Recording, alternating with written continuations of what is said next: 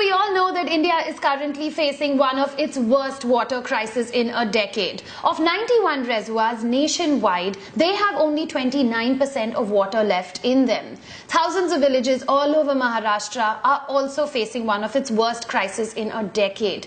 They're depending solely on water coming in from tankers, donations and charities. South India, in fact, is worst off. Reservoir levels over there are almost at 20%. But you know what? This is happening the world over. Brazil faced one of its worst water crises in 2015, with China, Syria, Pakistan, Turkey, California, Africa not far behind. Basically, there's water everywhere, but not a drop to drink. This is how much fresh water actually exists. Of all the Earth's water, 97.5% is salt water and 2.5% is fresh. Of that 2.5%, 70% is locked in glaciers, 30% is in the ground, and that leaves only under 1%, like 0.007% that is readily accessible for human use. 0.007%. How do you even divide that amongst a world population of 7 billion people? 1.1 billion people lack the access to safe drinking water. That's almost 1 in 6 people. This is what our water condition looks like today worldwide. And this is what our water condition will look like in 2025. How did we even get here? How did something that is supposed to be a basic human right become so scarce? There's a number of factors that have contributed to this. There's environmental factors like floods, global warming, drought. Then of course there's the man-made factors where the demand is way more than the supply. Countries like India and China, which are obviously at the forefront of this current water condition that we are suffering from. Then bad farming practices, overdrafting of groundwater levels, and of course bad agricultural yields. Water today promises to be to the 21st century what oil was to the 20th century, a commodity that will determine the wealth of a nation. When there is a crisis, two types of people emerge. You have your problem solvers and you have the people that take advantage of that current situation. And that's where privatization comes in. But how can that be, right? How can you almost privatize something that is supposed to be a basic human right to all? A man can survive months without food, but he cannot go even beyond 5 to 7 days without water. In fact, in 2010, the United Nations passed this huge glorified resolution where they said, the United Nations recognizes the right to safe and clean drinking water and sanitation as a human right, something that is essential for the full enjoyment of life and all human rights. But unfortunately, today we're in this situation where as the demand grows, the infrastructure for water crumbles and ultimately the world is running out of water.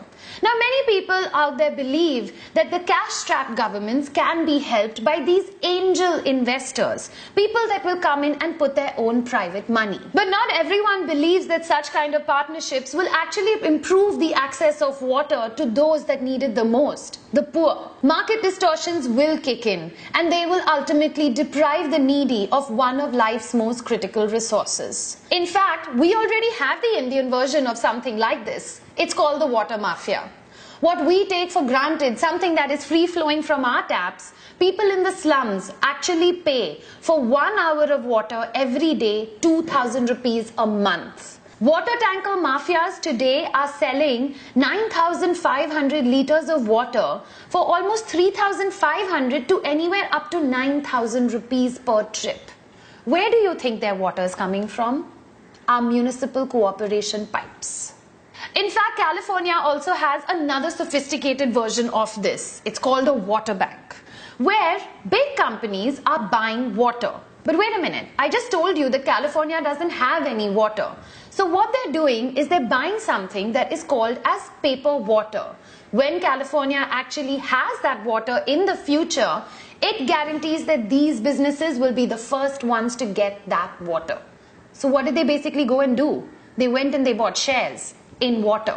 They privatized our electricity, and look at where it got us. With Reliance ruling the roost, even if you change to Tata Power, you have to pay Reliance something that is known as a wheeling charge, a charge that is almost 25% of your total bill. Can you imagine the kind of death bell that we would ask for if they privatized our water? Our government claims that almost 45% of water gets lost because of leakages. Leakages that are taking place because of old drainage systems, systems that they don't have the money to fix or the will to do so. So why not bring in some rich people who have that money to invest in our infrastructure? Let them take care of it. If they take care of it, rich people will have water.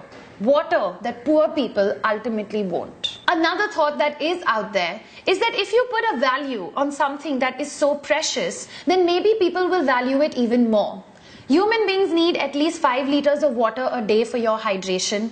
Then you need at least 25 liters a day minimum for your hygiene and your basic needs. That's a hell of a lot of water and a lot of people that we have here in India. Put a value on it, charge them. Maybe then they'll value it even more. In thirsty regions of the world, Nestle and Coca-Cola have constantly been clashing with communities. They're getting perceived as those big giant companies that are sucking small villages and farmers dry. Now, they did it in the village of Bhatti in Pakistan. They did it in Kerala. They did it in a number of villages all over India and the world. While both companies may have these very aggressive water-saving campaigns that they have deployed, because after all, they know that water is a very essential input to their business. But at the same time, remember how I told you, when there is a crisis, there's the problem solvers and the people that take advantage of it? Check this out. In the city of Sacramento, which was in the 4th year of its worst drought, Nestle was taking Sacramento's water and selling it back to its citizens at a profit. On March 16, 2016, the city of Sacramento has turned around and sued Nestle.